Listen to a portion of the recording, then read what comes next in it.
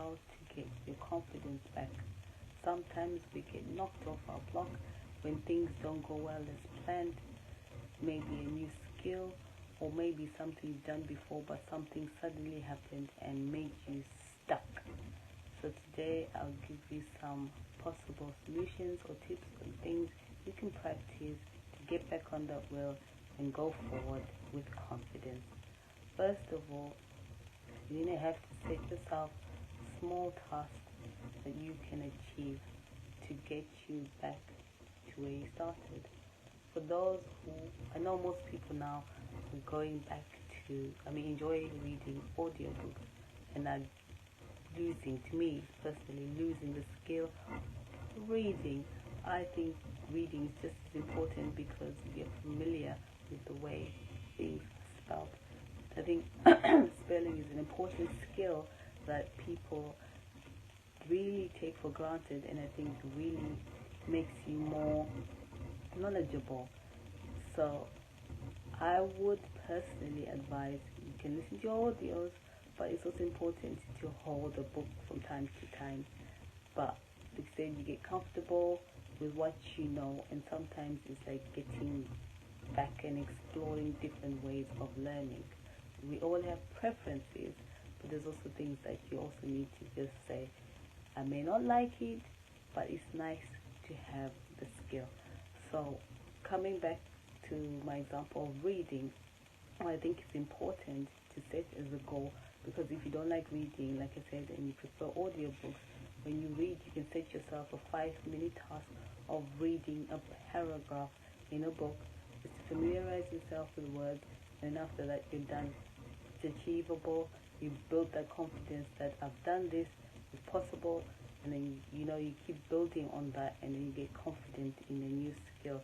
So that's a key thing. Set small tasks that are achievable, then you become more confident in doing the task, and then you encouraged to do more and more of it.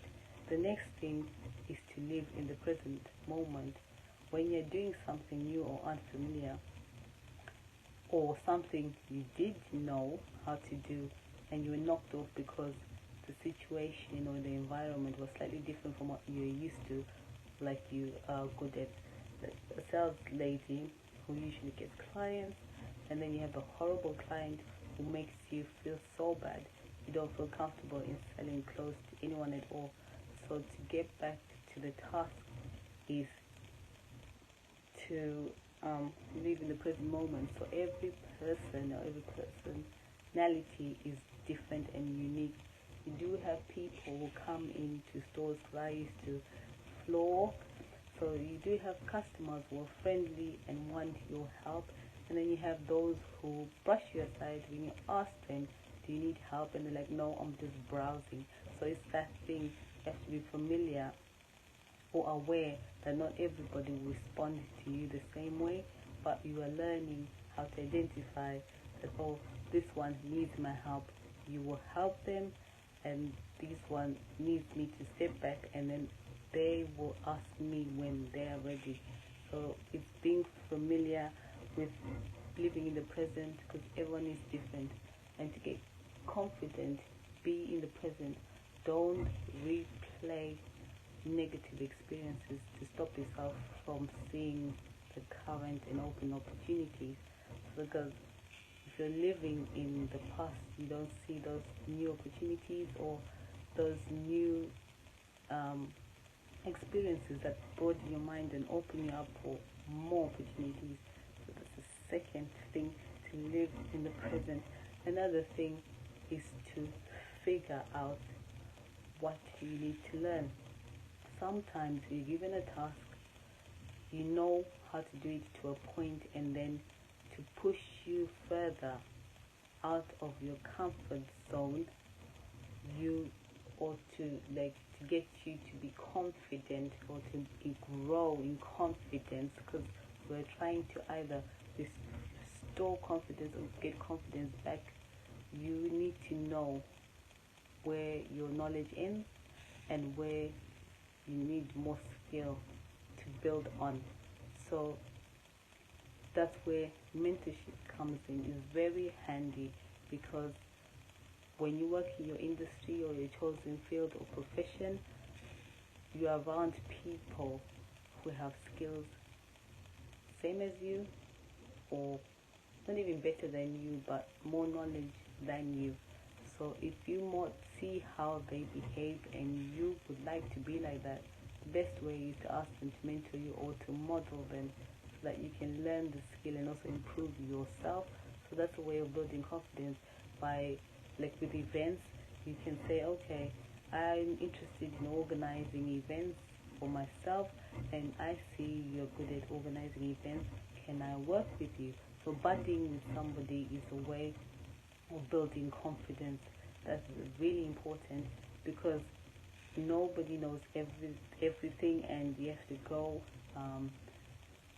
into situations with zero-based thinking, which is the idea that you're going to start from zero, like basically a newborn.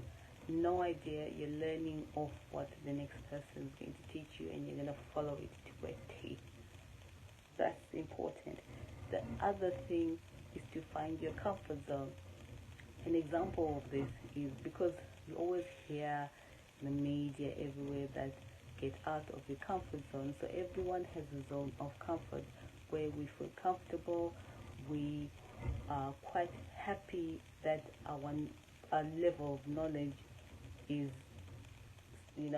where we basically stay. Our level of knowledge is, what you're good at, basically. But then I'll give you an example of learning how to swim.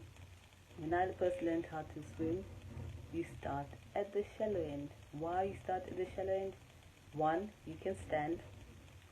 2, if you fear drowning, your feet are touching the ground.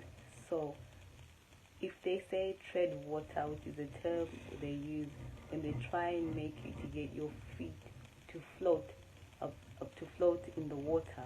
Because when they say tread water, learn how to tread water, dip your head in the water and put your head out and breathe and try and, get your feet off the ground. That's trying to get you out of the comfort zone. So when you're trying to get your confidence back as a swimmer, they always say start at the shallow end, because you have to be in the environment to be able to overcome a fear, and that's how you restore confidence.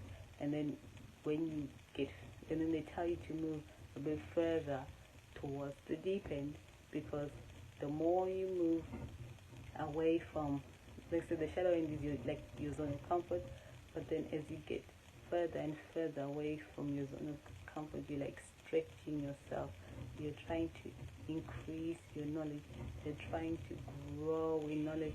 They're trying to make you grow in knowledge. So as you grow in knowledge, there's more of a challenge now, because you don't have that safety of standing feeling the ground of the swimming pool. So you start having, like, so you're building on skills. You're using a skill of treading water.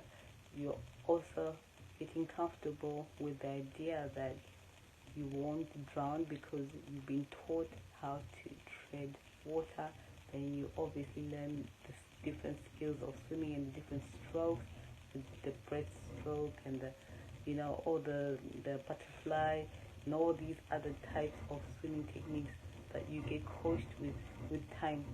Because once you feel comfortable in floating in water, then you use your skill to obviously show off the techniques of swimming and treading water. So that's really important when you want to restore confidence.